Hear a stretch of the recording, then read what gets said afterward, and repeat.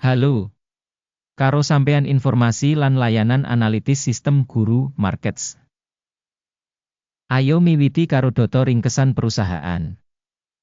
Yen perlu, sampeyan bisa mungkasi video. Disaranake sampeyan nimbang kabeh indikator perusahaan sing diteliti kanthi rinci.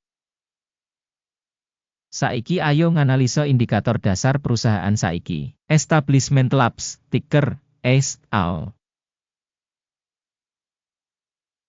Review iki adhedhasar informasi saiki ing Juni 27, 2025. Déning klasifikasi guru markets organisasi Establishment Labs kalebu subkategori. Specialized Medical Equipment, 44 perusahaan sing melu pambiji. Goleki tabel pesenan ing mburi video. Asil saka kanggo perusahaan sing diteliti kaya ing ngisor iki, minus 8 saka 10 poin. Skor rata-rata kanggo subkategori punika, 3,4 terms. Yen sampeyan ndeleng kanthi wiyar, ing kerangka pasar saham umume.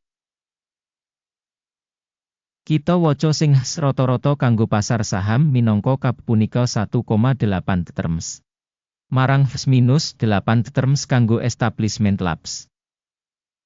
Kanthi bandingake gerakan rega saham perusahaan Establishment Labs lan perusahaan subkategori. Kita waca sing liwat 12 sasi enggo bareng perusahaan Establishment Labs Holdings Inc. nuduhake dinamika minus 8,3%. 21,7% nglawan owah-owahan rega ing subkategori. Kapitalisasi pasar organisasi Establishment Labs Holdings Inc. gunggungipun $1,18 miliar. Kanthi kapitalisasi subkategori $315 miliar. Regane buku perusahaan kira-kira $0,04 miliar. Kapitalisasi buku subkategori punika $62 miliar. Sawise bandingake saham pasar lan kapitalisasi imbangan, kita bisa ndeleng ing ngisor iki. Saham dikuasani Establishment Labs Holdings Inc. ing subkategori ing kasus taksiran kapitalisasi pasar 0,375%. Kapitalisasi nilai buku kasebut pukul 0,61%. Taksiran pangsa pasar lan kapitalisasi neraca organisasi ing subkategori olo minus 1 poin. Kewajiban utang organisasi iku $0,22 miliar. Utang kanggo nilai buku punika 585% saka ibu kutha. Rating utang perusahaan, ala banget minus 2 terms. Keseimbangane nilai pasar saham perusahaan karo laba yaiku 0. Kanthi rata-rata ing subkategori 86,8. Taksiran rega pasar kanggo rasio media WI ing comparison karo organisasi ing subkategori, banget ala, minus 2 terms. Media wiki kanggo pungkasan 12 sasi minus $89 mayuta-yuta. Pangentukan maju kanggo sabanjur 12 sasi ora dingerteni.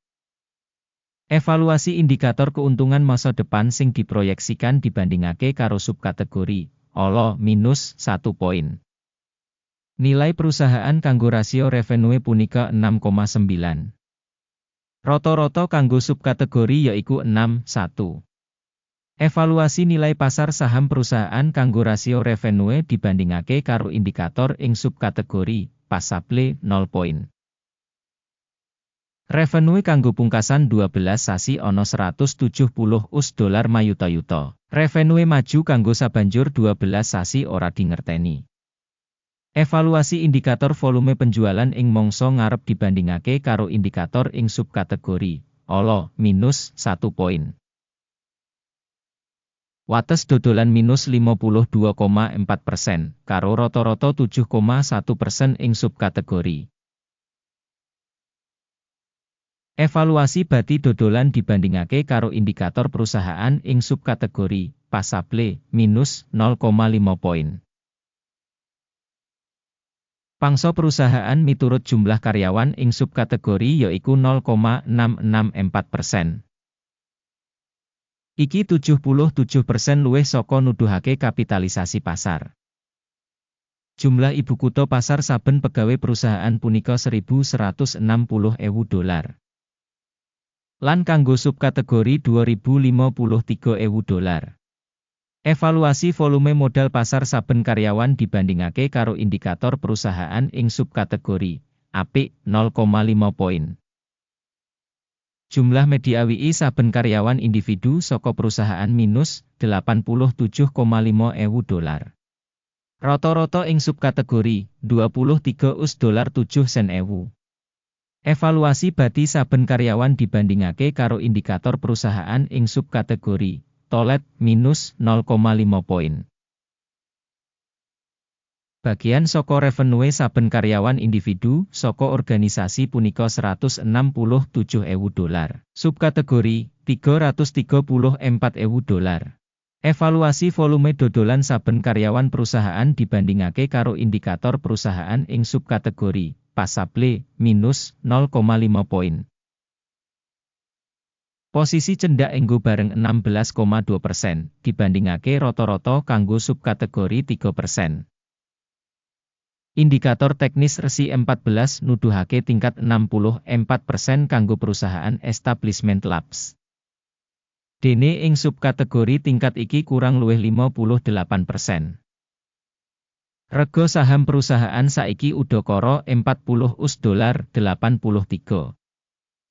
Perkiraan rega konsensus kanggo saham perusahaan kira-kira $54.49. Ayo kang katon ing tabel pesenan sing kasedhiya kanggo sampeyan, link ing komentar pinned. Tabel pesenan ngemot kabeh pancasan ditampa umum saka sistem referensi mangsa iki. Guru Markets. Akses menyang meja pesenan pancen free lan buka, link ing komentar pinned.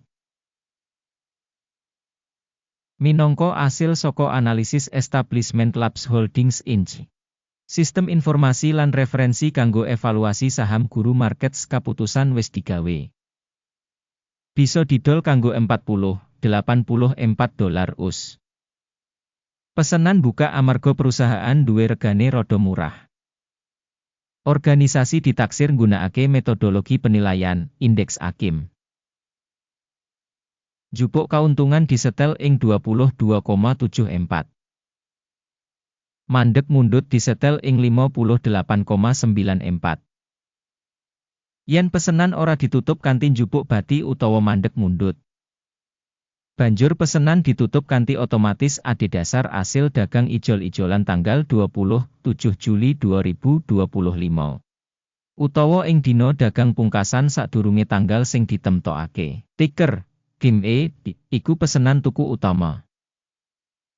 Video kanggo urutan utama wis diterbitake ing saluran iki. Nalika salah sawijining pesenan ditutup, sing utama utawa ngimbangi. Urutan ngelawan ditutup ing rega nyata. Matur nuwun kanthi sanget kanggo nonton nganti pungkasan lan nggunakake sistem informasi lan referensi Guru Markets.